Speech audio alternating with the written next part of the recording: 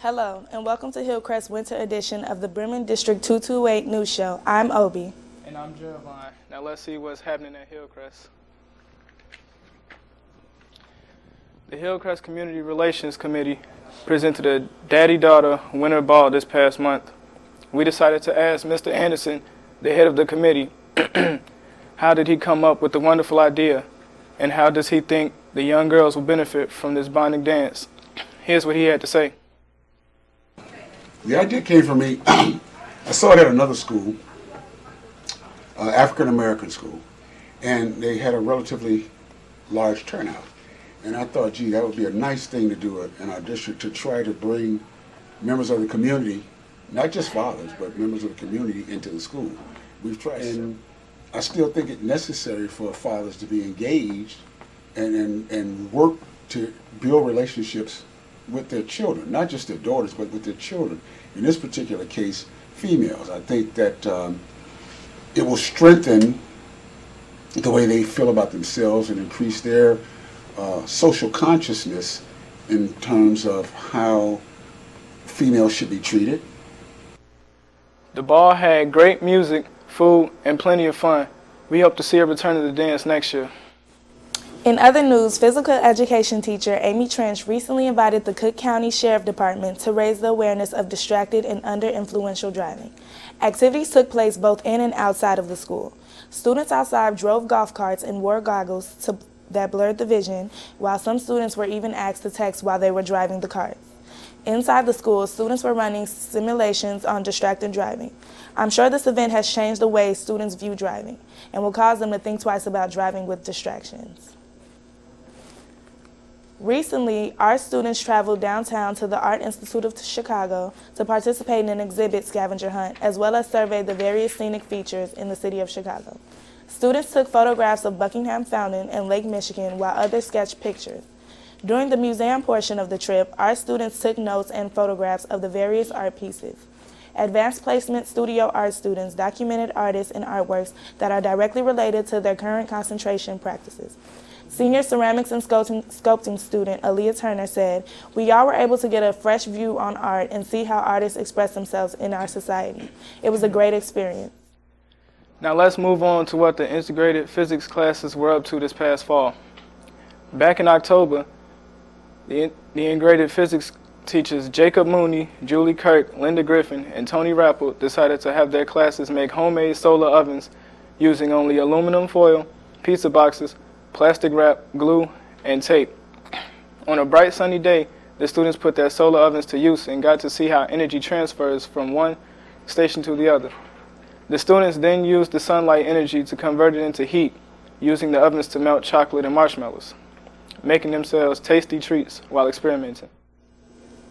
Not long ago, Hawks, Have Hope, Act with Integrity, Work Together, Keep on Task, and Show Respect assembled fleece blankets to donate to Advocate Children's Hospitals.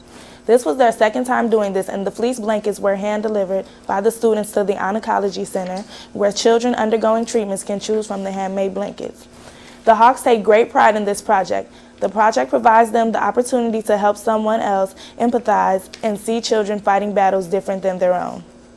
In other news, about 30 students were chaperoned by Assistant Principal Terrence Simmons to the 11th Annual 100 Black Men of Chicago College Scholarship Fair at UIC. Students were able to find out more information about 200 colleges and universities that were represented at the fair. These students were even given the ability to attend workshops on financial aid and exam preparation tips. What a way to give back. For more information, go to 100bmc.org. In Chicago, the violence and crime rates have reached an all-time high involving adults and teens. The Family, Career, and Community Leaders of America took charge and designed an event called Stop the Violence. This particular event was hosted at Tinley Park High School. The organization empowers young kids with personality, skills, and resources to recognize and reduce youth violence. In order to spread the message to other kids, the students created T-shirts to wear around the school to help prevent violence around their community. Recently, our Interact Club teamed up with New Eyes for Those in Need and collected old eyeglasses and sunglasses and gave them to those people who cannot afford them. This association delivers the eyeglass to 87 countries around the world to help people in need become less fortunate. They go out of their way to change others' lives. This proves that action really does speak louder than words. Great job, Interact Club. On average, how often do you consume Flamin' Hot Cheetos? Are you aware of what the super spicy snacks can do to your body? Flamin' Hot Cheetos are really popular among young people, especially high school students. The chips have come under attack as being unhealthy, but now doctors are saying there's an even better reason the snack should be avoided. It can send you to the emergency room. Emergency room doctors said that they were seeing kids and some adults coming into the ER with gastritis, an inflamed stomach lining, or other stomach ailments after eating bags of the spicy snack foods. Some school districts are taking aim against the popular Flamin' Hot Cheetos. So far, one school district in Illinois have banned the Cheetos. They used to sell about 150,000 bags each year, has already taken the snack off its menu. Although the chips may be desirable, it can send you to the emergency room.